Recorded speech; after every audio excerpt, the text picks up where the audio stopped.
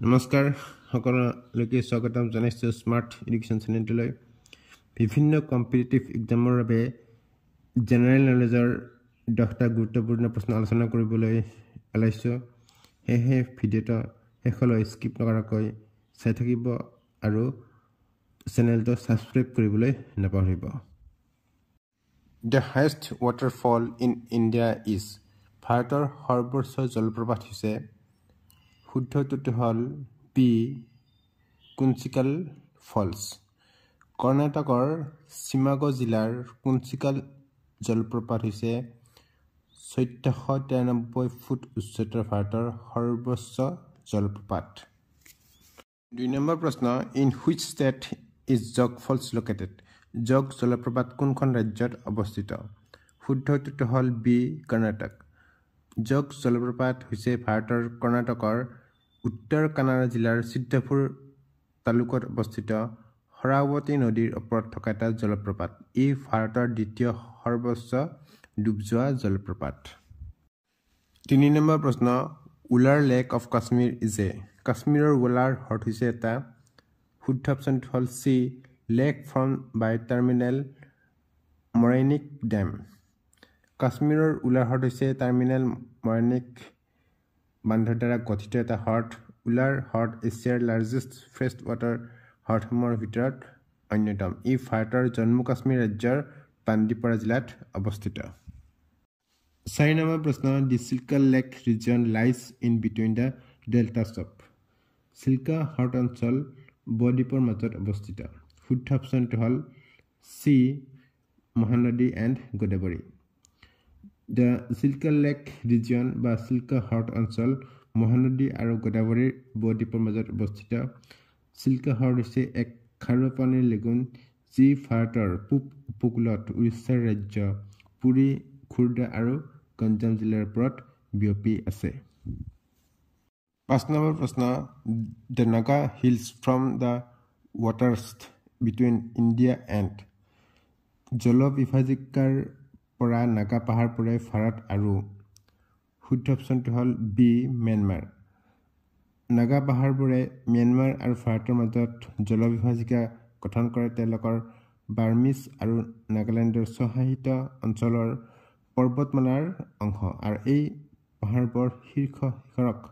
Mount Saramati বুলি জনা যায় 6 নম্বৰ প্ৰশ্ন which Indian state is known as land of 5 reverse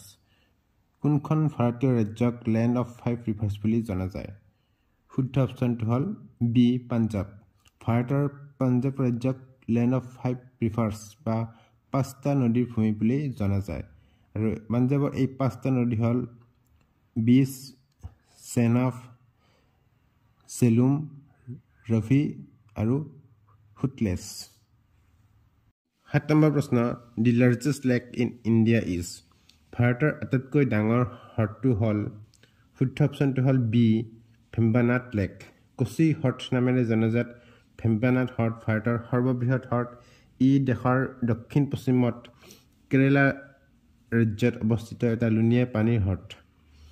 96 kilometre দীঘল আৰু 14 কিলোমিটাৰ বহল এই হ্ৰদটো ই 2033 বৰ্গ কিলোমিটাৰ এলেকা আৱৰি আছে 8 নম্বৰ প্ৰশ্ন Loktak lake is located in Loktak হ্ৰদ অৱস্থিত শুদ্ধ অপচন হল সি মণিপুৰ লকটক হ্ৰদ উত্তৰ পূবৰ মণিপুৰ ৰাজ্যত অৱস্থিত ই ভাৰতৰ লগতে বিশ্বৰ সৰ্ববৃহৎ ফ্ৰেছ ৱাটাৰ হ্ৰদবোৰৰ ভিতৰত এটা 9 নম্বৰ প্ৰশ্ন which one of the following rivers originates at Amarkantak নিম্নলিখিত কোনখন নদী অমৰকণ্টকত উৎপন্ন হয় শুদ্ধ অপচনটো হল সি নৰ্মদা নৰ্মদা নদীৰ উৎপত্তি মধ্যপ্ৰদেশৰ অমৰকণ্টক পাহাৰত হয় নৰ্মদা নদীৰ উপনদীসমূহ হল অস্ত্ৰং বৰ্ণা কলাৰ আৰু হিৰণ নৰ্মদা উপদ্বীপীয় ভাৰতৰ সৰ্ববৃহৎ পশ্চিম প্ৰৱাহিত নদী 10 নম্বৰ প্ৰশ্ন the Bhakra Nangal Multi-purpose project is a joint venture of Bhakra Nangal বহুমুখী প্ৰকল্প হৈছে এটা যৌথ উদ্যোগ শুদ্ধ অপচনটো হল বি পাঞ্জাব হাৰিয়ানা এণ্ড ৰাজস্থান ভাক্ৰা নাংগল হৈছে সুতলেজ বা শতদ্ৰু নদীৰ ওপৰত ভাক্ৰা আৰু নংকত নিৰ্মিত দুটা বান্ধৰ নামেৰে নামকৰণ কৰা সৰ্ববৃহৎ আৰু আটাইতকৈ গুৰুত্বপূৰ্ণ বহুমুখী প্ৰকল্প। এইটো পাঞ্জাৱ, হাৰিয়ানা আৰু ৰাজস্থান ৰাজ্যৰ এক যৌথ উদ্যোগ, যাক সংশ্লিষ্ট ৰাজ্যসমূহৰ সুবিধাৰ বাবে